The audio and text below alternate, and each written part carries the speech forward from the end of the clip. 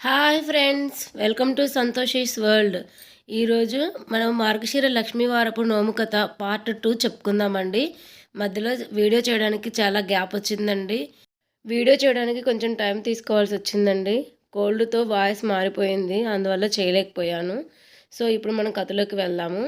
కొంతకాలం ఉండి ఆమె పుట్టింటి సంగతులు తెలుసుకొనుటకు వెళ్ళి నోమును పట్టించినచో దరిద్రము తీరునని తలంచి తల్లిదండ్రులను తన ఇంటికి తీసుకొని వెళ్ళవలని అనుకునేను.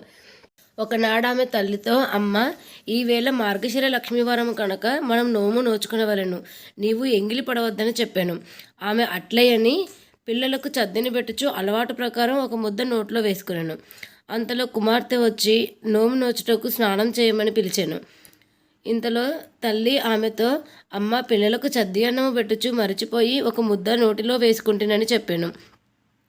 అది విని ఆమె వారికి భాగ్యము కలుగుట కష్టమనుకుని తాను మాత్రము నోమును నోచుకొనెను. అంతలో 2వ లక్ష్మీవారము వచ్చెను. అప్పుడు ఆమె తల్లికి నోటిలో ఏమీ వేసుకొనకుండా నోము నోచుకునేవారని చెప్పాను. ఆమె అందులకు ఒప్పుకొని పిల్లలకు తలంటి నీళ్లు పోయిచు నూనె గిన్నెలో మిగిలిపోయిన నూనెను తలకు రాసుకొనెను. కుమార్తె వచ్చి తల్లి నోము నోచుకున్నటకు స్నానము చేయవలసిందని కోరెను. కానీ ఆమె మరిచిపోయి తలకు నూనె రాసుకున్న సంగతి తెలిపాను. అయ్యో, ఈ వారము కూడా వృధా అయిపోయినది అని అనుకొని ఆమె మాత్రము నోము నోచుకునేను. తర్వాత 3వ లక్ష్మీవారము రాగా ఆమె తల్లితో, అమ్మ, ఈ వారమైనా జాగ్రత్తగా ఉండి నోము నోచుకో అని గట్టిగా చెప్పాను. ఆమె అటలనే చేయుదునని చెప్పి పిల్లలకు తలదువ్వుచు తాను కూడా తలదువ్వుకొనెను. ఇంతలో కుమార్తె వచ్చి తల్లి స్నానమునకు రమ్మని పిలిచెను. తల్లి మరిచిపోయి తలదూకున్న సంగతి తెలిపాను. అది విని దరిద్రులను బాగు చేయుట మానవులకు సాధ్యం కాదని అనుకొని ఆమె నోము నోచుకునేను. కొద్ది రోజులలో 4వ లక్ష్మీవారము వచ్చెను.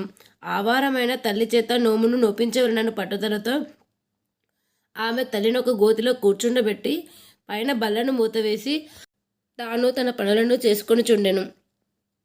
ఇంతలో పిల్లలు అక్కడున్న అరటిపళ్ళు తిని వాటిపై తొక్కలను బల్లసందు నుండి గోతిలో పడవేసిరి.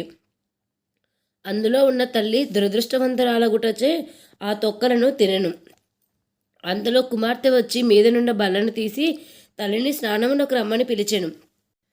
ఆమె తాను అరటిపళ్ళ తొక్కలు తిన్న సంగతి చెప్పగా కుమార్తె చాలా విచారించి తానే నోమును నోచుకునేను. తరువాత 5వ వారము నాడు కుమార్తె తల్లి చెంగును తన చెంగునకు ముడివేసుకొని తన వెంట ఆమెను త్రిప్పుచు పనులన్నింటినీ ముగించుకున్న తర్వాత ఆమె చేత కూడా స్నానం చేయించి నోము నోపించెను. కూతురు పూర్ణకుడుములు నైవేద్యం పెట్టినప్పుడు మహాలక్ష్మీదేవి స్వీకరించి తల్లి పెట్టినప్పుడు మాత్రము స్వీకరించలేదు.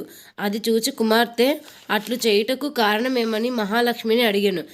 అందులో ఆమె, అమ్మాయి, నీ చిన్నతనంలో నీవు నా బొమ్మతో ఆడుకొనుచుండగా నీ సవతి తల్లి నిన్ను చీపురు పుచ్చుకొని కొట్టినది. అందుచేతనే నేను ఆమె నైవేద్యం పుచ్చుకొనటలేదు అనను. అప్పుడు ఆ కుమార్తె తల్లి ఆమె తప్పు క్షమించి నైవేద్యము స్వీకరించి వారికి భాగ్యము అబ్బునట్లు చేయగోరదనని ప్రార్థించి మహాలక్ష్మిని ప్రసన్నురాలని చేసుకొనెను. తరువాత సంవత్సరమున ఆమె తల్లితో నోము పట్టిన 1వ వారము పులగము, 2వ వారము పరమాన్నము, 3వ వారము ముద్దకుడుములు, 4వ వారము చిత్రకలమాన్నములు, 5వ పుష్యమాసపు లక్ష్మీవారము నాడు పూర్ణకుడుములను సమాధారణ పెట్టించి నోమును పూర్తి చేయించెను. పిమ్మట ఆమె పుట్టింటి వారు దరిద్ర విముక్తులై ధనధాన్యములతో తొలతూగుచుండిరి. ఈ విధముగా మార్గశిర మాసంన వచ్చు 4 లక్ష్మీవారంలో నోము నోచుకొని పుష్యమాసంన 1 లక్ష్మీవారం నాడు పూర్ణకుడుములను మహాలక్ష్మీదేవికి నైవేద్యం పెట్టవలను. నోము నోచుకునే నాడు కథ చెప్పుకొని అక్షంతలు వేసుకొని నేతి పిండి వంటలతో ముత్తైదులకు సహపంక్తి పెట్టవలను. Thank you for watching this video. ఈ వీడియో మీకు నచ్చినట్లయితే లైక్ చేయండి, షేర్ చేయండి, సబ్స్క్రైబ్ చేయండి.